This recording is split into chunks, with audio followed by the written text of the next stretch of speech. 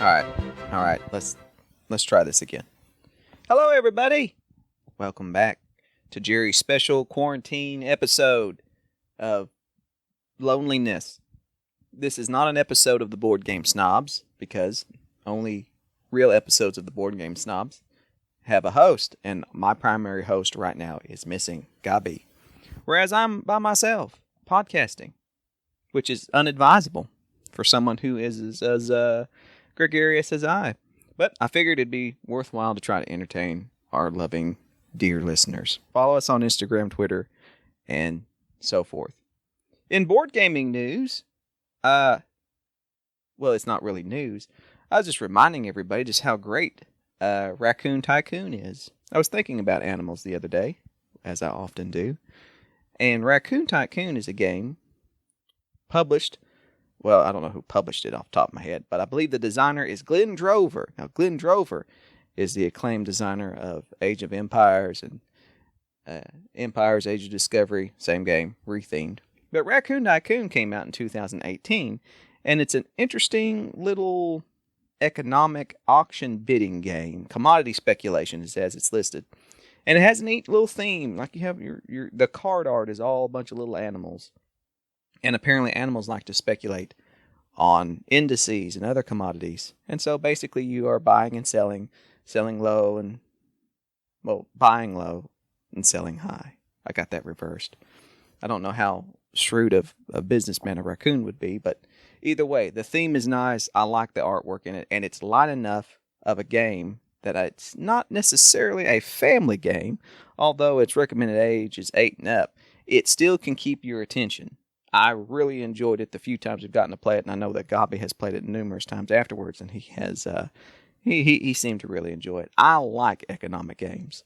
One of my favorite that just come back into stock is Stockpile, and we've often recommended that, and it's been out of print for some time, but now it's available, and it's a step up from Raccoon Tycoon because you are creating stockpiles with these cards, and then you know what cards you're putting down in these certain stockpiles, and sometimes other players are putting cards into these stockpiles, and then the players bid on these stockpiles, and then you get the stock. And the stocks are one of various other companies in the game that go up and down and fluctuate through the random event cards that come out.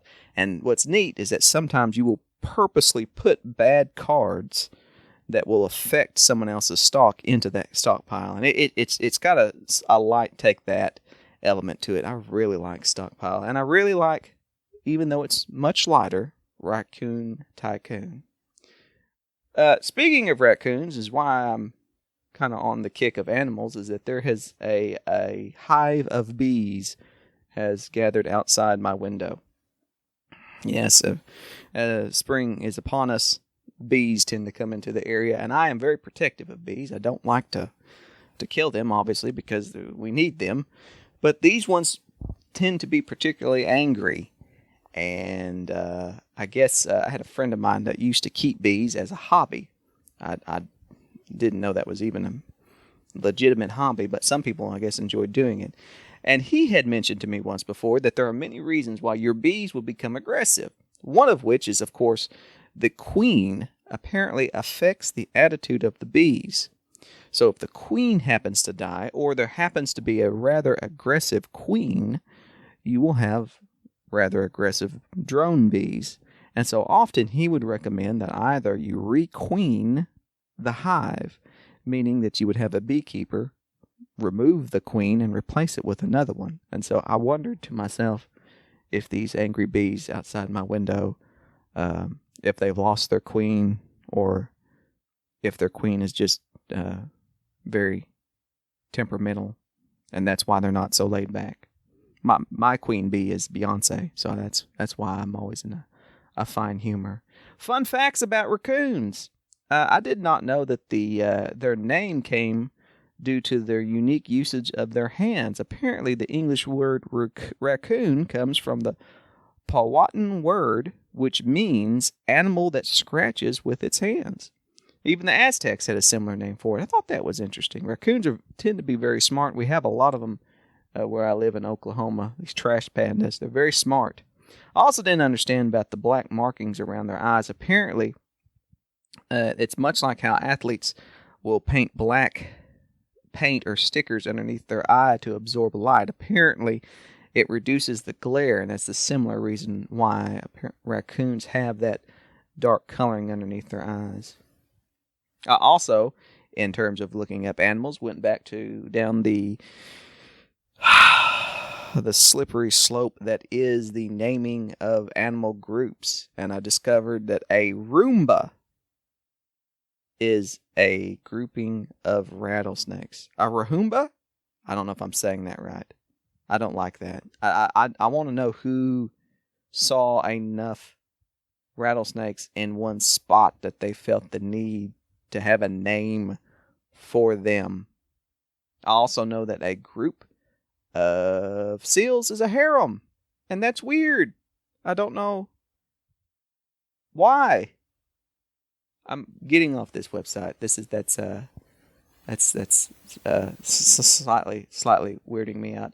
This is not going well. I'm not doing well with this whole self-isolation thing, mainly because this podcast is always about me and Gabi doing our own thing. And so, to simulate his presence, I have found a website that has stupid jokes, and I am going to randomize these jokes. They're numbered, and at inopportune times is basically read them out, and this will simulate Gabi. See, I don't need him here. I don't need him. It's a nice. It allows me time to think. I don't have to completely be talking all the time. So I'm going to randomize. Let's see here. Number 26. Number 26. Joke 26.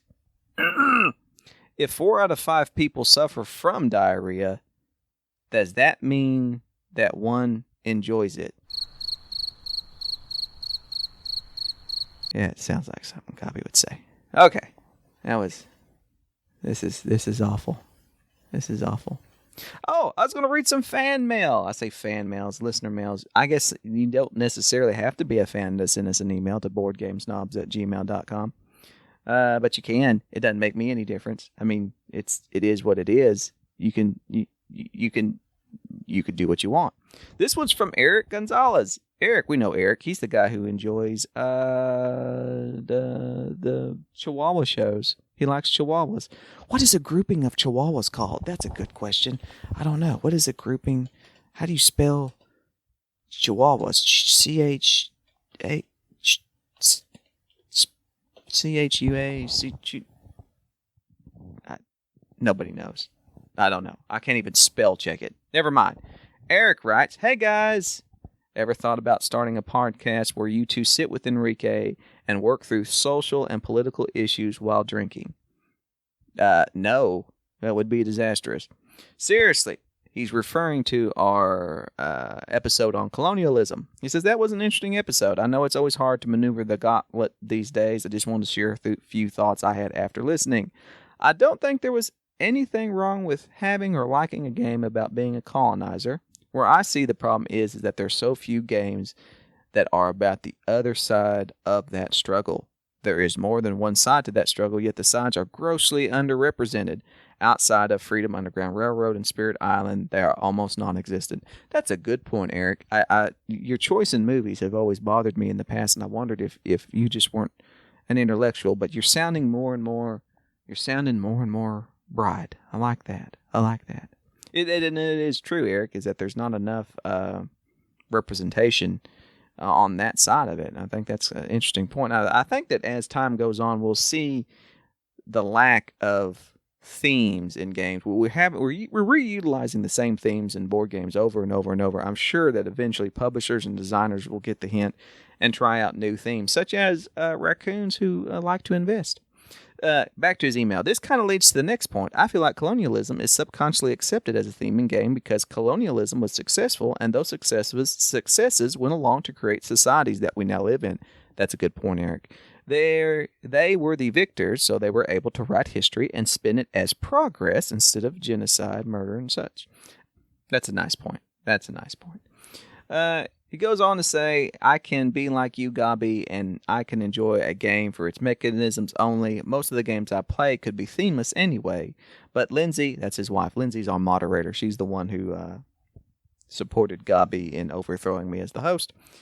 Lindsay and I have started to try to make a point of avoiding these games. If invited to play one, I would not hesitate to, and I would never tell someone that they were wrong in liking them. Different people can and should have different viewpoints, but I would also not have a problem asking someone who only likes these games why that is. It's a good point. So, yeah, thank you, Eric, for writing it. It seems like that was something I found interesting, that after we did that topic episode where we discussed colonialism in games, we had more interaction with people sending us emails and comments in regards to that. And it seems to be somewhat of a hot topic. And I'm just glad that people think about their entertainment and think about what they enjoy to such a degree. And really, it was very positive. Everybody tended to express themselves in such a way that they were making solid points. And it's just odd. It's odd because we live in a world where it's often portrayed that you just get yelled at on Twitter, which is the case for me, or get kicked off Reddit. But there are reasonable, thoughtful people in the world, and Eric's one of them, apparently. And even though his wife usurped me as the host of our show, for which I will never forgive her. Okay, well, that's enough of fan mail, or listener mail, whatever you want to call it. Oh, man. Okay, time for another joke. Let's see. Number 46. Crowded elevators. No, that's a stupid one. Let's see. The sole purpose of a child's middle name is so he can tell when he's really in trouble. This is stupid. This website's stupid. Garbage jokes are much better. I think garbage jokes are mainly better because he sits in a truck all day and he just thinks of weird things to say. That's the deal. All right. Well, I'm hoping everybody's doing all right. I'm hoping that you're enjoying spending time secluded from the rest of the world and are not falling into deep despair or cabin fever like I am. But rather, perhaps you're taking the time to relook over some of your old board games or even some of your solo games. Or perhaps if you're wanting to have a board gaming experience and there's nobody else in your home, you could try out Board Game Arena. I've been doing that. BoardGameArena.com. That's where I go to play Jaipur. I love Jaipur. And it's a very simple website. It's easy to sign up. And you can play several different types of games on here. Jaipur always is my favorite. It's a quick 2-player game. Unfortunately, they have a notice up on their website that they're experiencing a very high load. So I suspect that there are many people logging in and playing games right now. And it's sad to say that some of the games, my top 3 games I have played on Board Game Arena are basically it's the same 3 games I keep playing over and over and over. I play Stone Age, which they have a really great implementation on this website.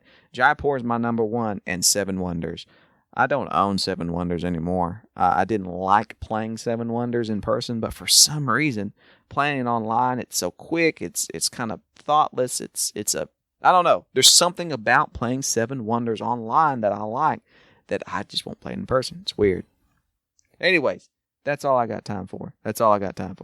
And so this is not our 100th episode. This is not the Board Game Snobs. This is just Jerry. This is Jerry, and I have a microphone, and I'm talking to you, and I'm hoping everything is doing fine. How do I want to turn this off? I gotta pause.